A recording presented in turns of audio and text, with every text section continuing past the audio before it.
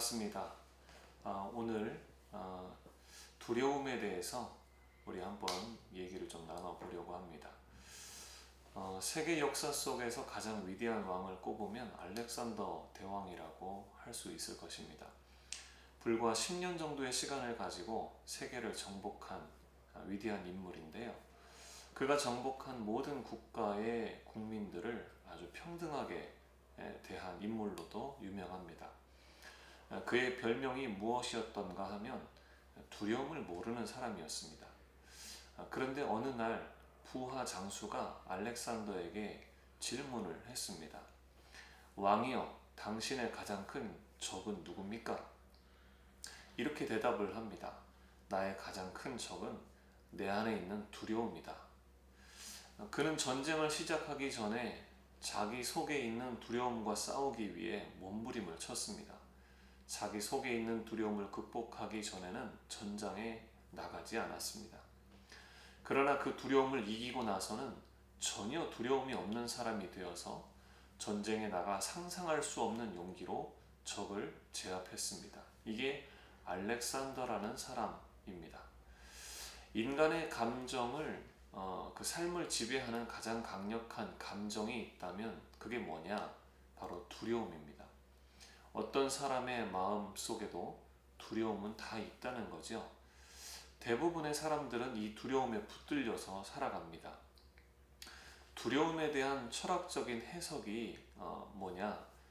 현대 실존주의 철학은 인간에 대해서 이렇게 말해요. 인간이 어떤 존재냐? 이 세상에 던져진 존재다. 피투된 존재다. 이렇게 말을 마틴 하이데거가 했습니다. 그러면 그 던져진 존재는 그 존재 양태는 무엇이냐? 바로 두려움과 불안이다. 이 장폴 사르트르가 그렇게 말을 했습니다. 셋째로, 그럼 그 속에서 어떻게 살아야 하느냐? 이 프로메테우스적으로 살아야 한다. 마치 운명에 항거하고 분노하면서 반항자적 삶을 살아야 한다. 그래야 인간의 의미가 있다. 이 알베르 까미가 그렇게 말을 했지요. 이것이 철학이 말하는 인간 이해입니다. 어떤 면에서 인간을 잘 분석했는지 모르겠지만 문제는 원인도 모르고 대책도 틀렸다고 할 수 있습니다. 성경은 이렇게 말합니다. 인간은 왜 던져진 존재가 되는가? 왜 버림받은 존재 의식을 갖고 있는가? 그들이 하나님을 버렸기 때문이다 라고 역대하 12장에 말씀을 하고 있습니다. 그럼 인간은 왜 두렵고 불안해하는가? 자신의 안전과 미래를 보장해줄 하나님을 거부했기 때문이라고 성경은 말하는 거죠. 자신의 마지막 보호막인 하나님을 거부했기 때문에 그들은 두려움과 불안 속에 쌓여 살 수밖에 없는 존재라는 겁니다. 그게 시편 14편에 말씀하고 있는 내용입니다. 그럼 그들은 왜 분노하고 반항하는가? 그 두려움을 감추려 하고 안전을 스스로 확보하고 싶은데 그게 안 되기 때문이라는 거죠. 그래서 분노가 나타나고 그 분노가 폭력으로 변한다는 겁니다. 그러니까 각종 폭력의 원인 속엔 분노가 있는 것이고 그 분노 속에는 두려움과 불안이 있는 것이고 두려움과 불안이 있는 이유는 하나님을 스스로 떠났기 때문이라는 거예요.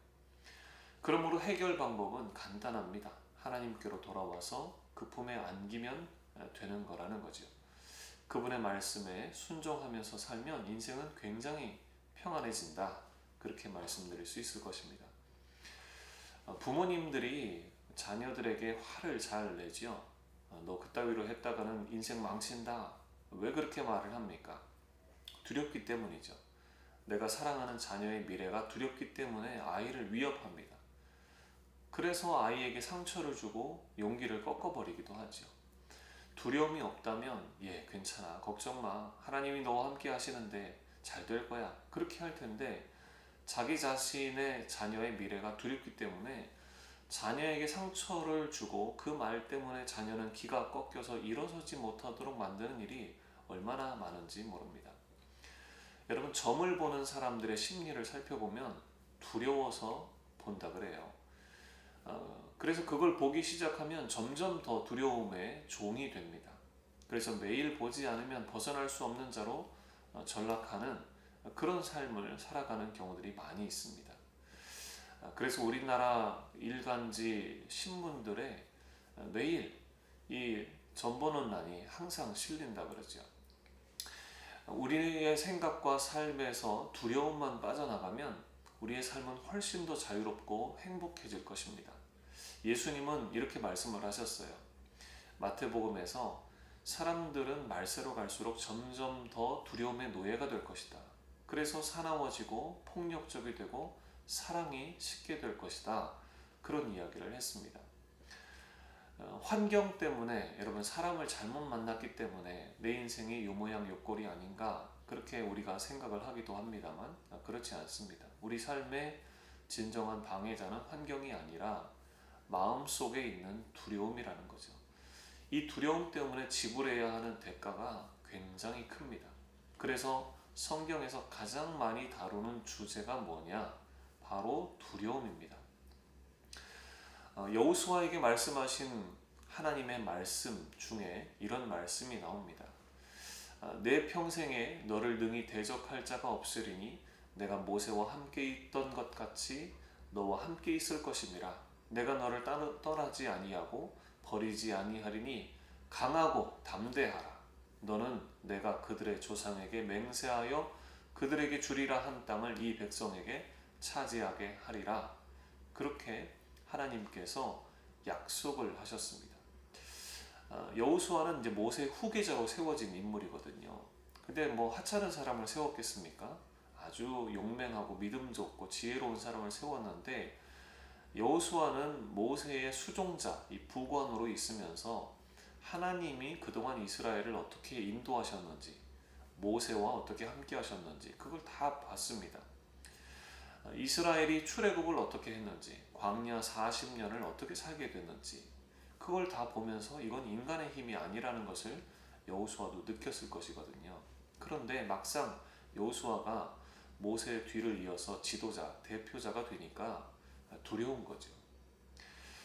처음 그 백성들의 지도자가 된 것이기도 하고 그리고 앞으로 나아가야 할 그 방향, 그 과정을 어떻게 한 번도 경험해보지 못한 길을 새롭게 가야 하니까 두려운 거죠.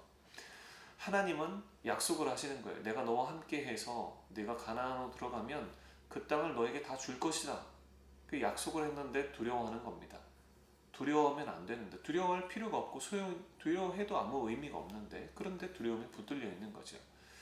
두려움은 우리가 두려워할 이유가 있어서 두려운 게 아닙니다.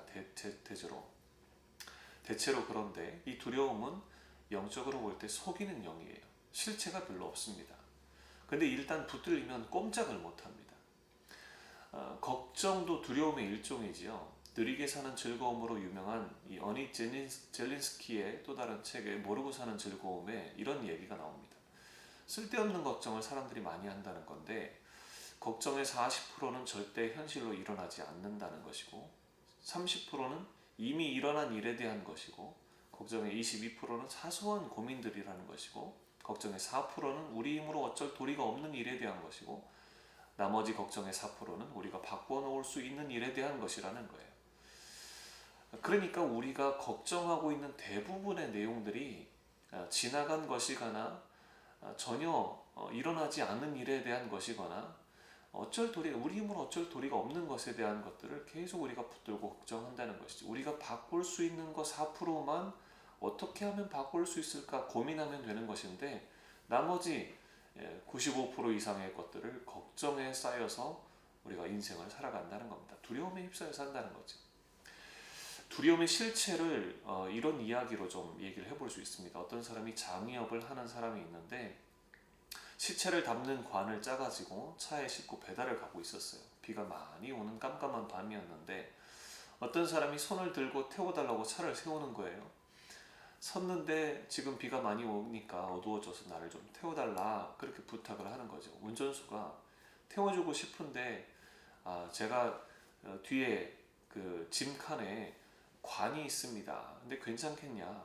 그렇게 무섭지 않겠냐? 그래 괜찮다고. 그래서 이제 짐칸 트렁크에 이제 그 뒷칸에 이제 탄 거죠. 오픈된 그 뒷칸입니다. 그 딱 탔는데 무서웠겠지만 그래도 밤에 차를 얻어 탔잖아요.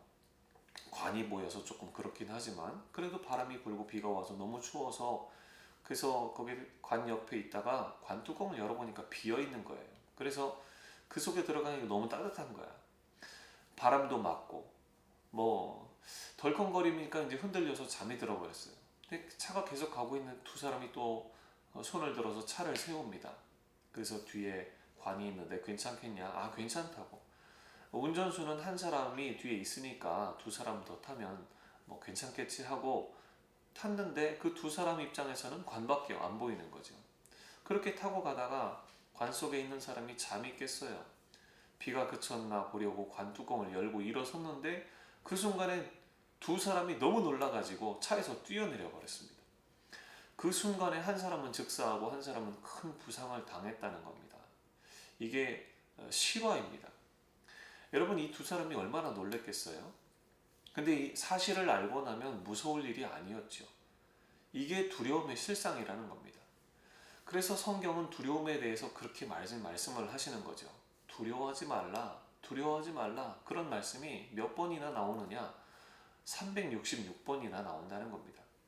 매일매일 두려워하지 말고 또 윤달도 있으니까 어떤 날도 두려워하지 말고 인생을 살아가라. 그런 말씀입니다. 하나님은 우리가 두려워하지 말고 하나님의 말씀을 붙잡고 두려워하지 말라는 그 말씀을 기억하면서 살라고 하십니다. 그 말씀을 붙잡고 기도하면 그 말씀을 붙잡고 살아가면 두려움은 우리에게서 떠나간다는 것이죠. 빌립보서 4장에 보면 이런 말씀이 나와요. 아무것도 염려하지 말고 오직 모든 일에 기도와 간구로 너희 구할 것을 감사함으로 아뢰라. 그리하면 지각이 뛰어나신 하나님의 평강이 두려움을 대신해서 그 평강이 너희 마음과 생각을 지켜주실 것이다. 그렇게 말씀을 하는 거죠.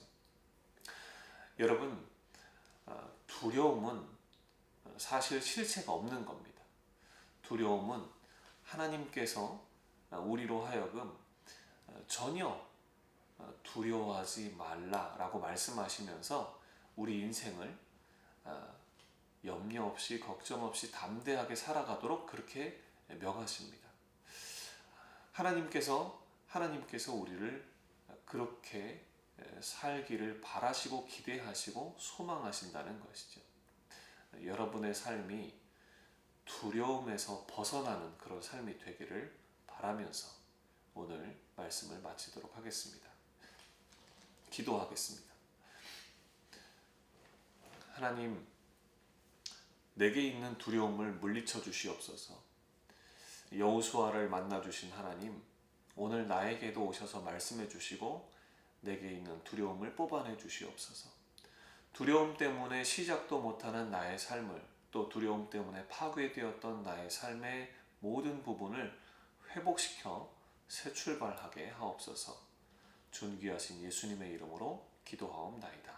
아멘.